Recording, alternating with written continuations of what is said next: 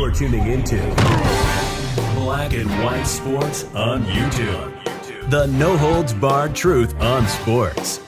The main event starts now. Black and White Network supporters, make sure you check out the Black and White Network merchandise store. Link in the description. Use promo code USA First, all one word. USA First, all one word. 25% off now. I'm back. Rudrance for Black and White Sports 2. We're going to talk about Matt Araiza. This is the big story in sports right now. Of course, the now former Buffalo Bills punter that did get released after allegations of a gang assault stemming from back when he was with San Diego State, the Aztecs. He was considered the best punter that came out of the draft. The Bills are saying they did not know about these allegations prior to the draft. However, several other teams have come out and said they knew there was something going on with this guy. They wouldn't come out and say exactly what they knew, but two punters were drafted ahead of him, even though he was the consensus best punter in the country. As you can expect, his parents are furious. They're furious at the media. They're furious at people covering it. But this is a big story, and at the same time, I know a lot of people's brought up Duke Lacrosse. Duke Lacrosse was an outlier. I can't remember anything like that happening before or since. That said, Matt Araiza may be completely innocent. Okay, we need to keep that in mind through all of this. He may be innocent, but you can bet when something like this happens, right, wrong, or indifferent, this kid's name is going to get dragged through the mud. That's all there is to it. It's a story. We're talking about an NFL player that was an NFL player. A lot of people have brought up, well, how come Deshaun Watson is still on a team? Well, it's not fair. It's not. Okay, I think Deshaun Watson is getting some privilege, and Deshaun Watson is absolutely getting privilege based on him being a quarterback. Okay, there's no other way to put it. It's not fair. All right, that Deshaun Watson is on a team and this kid is not. Not fair. Okay, as far as I'm concerned, Deshaun Watson's ass ought to be out of the league right now. It sort of is what it is at this point. And I've seen, well, the NFL can suspend. No, they can't. They can't do anything to this kid because this happened when he was in college. The NFL has no disciplinary action they can do to this guy whatsoever. Okay, it's not like Deshaun Watson. He was in the NFL already when the situation actually took place. There's even, the Houston Texans might have been involved in enabling that on top of it. But no, that's one of the first things that came out is the NFL has no disciplinary rights here whatsoever. That in itself may keep the kid from ever playing again. So let's look at this because, of course, and nobody can blame these parents. Of course they're furious. Of course they feel like this is not a fair shake, right? The media is going to take this story and run with it. And we don't know exactly what happened. This is Outkick. Parents of punter Matt Araiza say war is waged on our son. Tried and convicted in the media. On Thursday, a breaking report by the LA Times revealed that a lawsuit was filed against former San Diego State University Matt Araiza and two former SDSU teammates by an unnamed minor.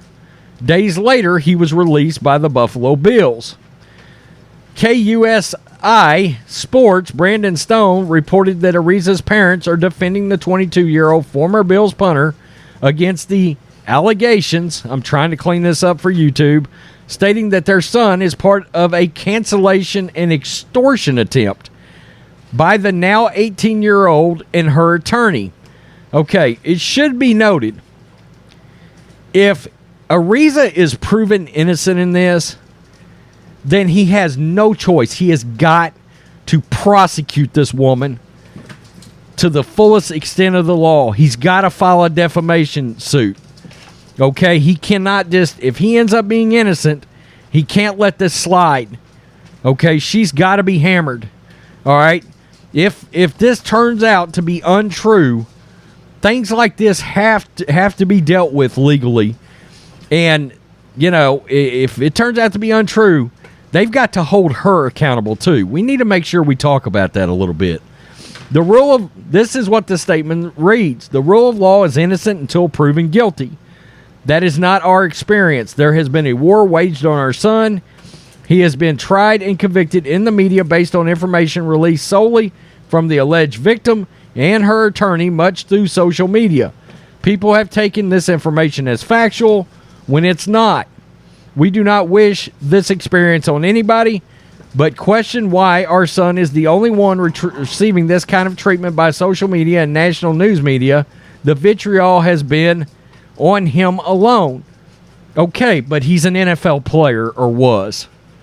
I mean, that's just, he was in the public limelight. I mean, honestly, this isn't Joe Blow, whether the parents like it or not. I get it, but he was an NFL punter on an NFL team. So, of course, this is going to get play. He has been extorted, discriminated against, harassed, and the subject of multiple and continuous threats of violence and death. He has been released from his job, and our family continues to receive horrific threats of violence and death. We have all been canceled, every member of our family. That's not right. Okay, that's not right. The family did not do anything. We don't even know for sure that he did anything. But the family surely should not have to be dealing with that. I understand that. Shalisha's rumors grew as a fact. There are multiple witness reports to deny the claims that are made against him. The legal system is designed to find the facts and make decisions. They should be allowed to do that. Well, they should be. You're right. But that's not the way it works in the real world, unfortunately. The lawsuit went public on Thursday, and the Buffalo Bills, who drafted the punt god in the 6th round of the draft, released 2 days later. Araiza had not been seen at practice on Saturday, did not play in the Bills' preseason game versus the Panthers on Friday. As relayed by Outkick's Ian Miller, the lawsuit recounted some serious, disturbing assertions of conduct by the alleged victim. The teen told Araiza that she was a high school student, and even though he could see that she was highly intoxicated, he took her outside and was told to perform acts on her, and then followed through. There were 2 more guys involved. I'm not going to try to get into too much more detail than that. The Bills punter is certainly being treated differently than Deshaun Watson. We just talked about that. But it isn't because of his race. It's because of how replaceable he is to the Bills as a rookie punter. I partially agree with that.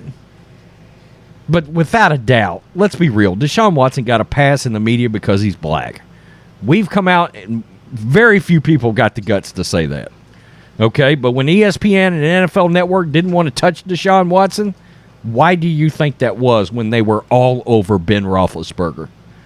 Daily and continuously until the Roethlisberger thing was over. I mean, Watson had how many more allegations? 23? 25 more?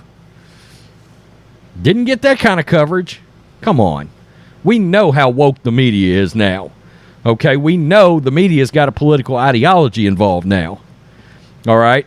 Now, the other thing is, a quarterback's going to be look differently than a punter. Shouldn't be. Technically, I get it. But we know it's going to be. Quarterback is always going to get as much. I will say this. Quarterback, defensive end, I mean, there's about 3 or 4 positions where, and you got to be a good quarterback, okay? I mean, Watson is a good quarterback, or was. We don't know now. But I don't know. I understand what these parents are saying. If I was his parents, I would be furious too. I absolutely get it. It is also hard, and we've got to acknowledge this, it's very hard for parents to step back and be objective about their children. They want to defend them, whether their children are adults. Okay, a lot of parents can't see the shortcomings of their own children. It's a blind spot.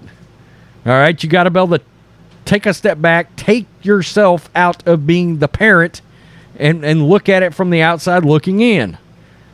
It's nearly impossible to do, and some people are just not capable of doing it.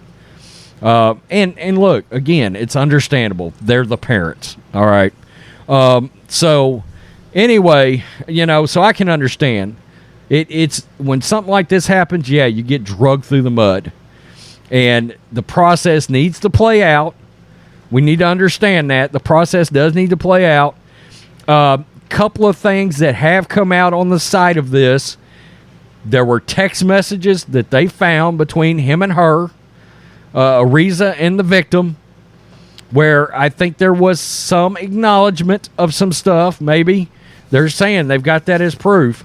The other thing was, and I keep bringing this up, it's not like I saw somebody make a comment that said, well, she went several days later. No, she went the next day to the police, and yes, they did do a kit on her. A kit on her, okay? And somebody said, well, what about criminal blah, blah, blah? It is under criminal investigation right now, okay? He's not out of the woods criminally at all. All right, so that's just to clear some stuff up, So I don't know how this is going to turn out. For all we know, this may be a Duke lacrosse situation. It may be, okay? But I also try to be aware of how few of those situations we've ever had, too, all right? Got to be objective here, guys. I mean, come on. Absolutely got to be. Peace. I'm out. Till next time. Thanks for watching the show. Be sure to like, comment, and subscribe. Be sure to tune in next time on Black and White Sports.